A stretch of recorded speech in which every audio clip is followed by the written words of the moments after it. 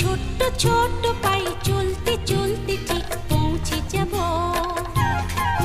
সেই চাঁদের পাহাড় দেখতে পাবো। সেই চাঁদের পাহাড় মাথায় যাহার রামধনু রাঙা হয় দেখতে পাবো। ঠিক পৌঁছে যাব এই ছোট্ট ছোট্ট পায়ে চলতে চলতে ঠিক পৌঁছে যাব।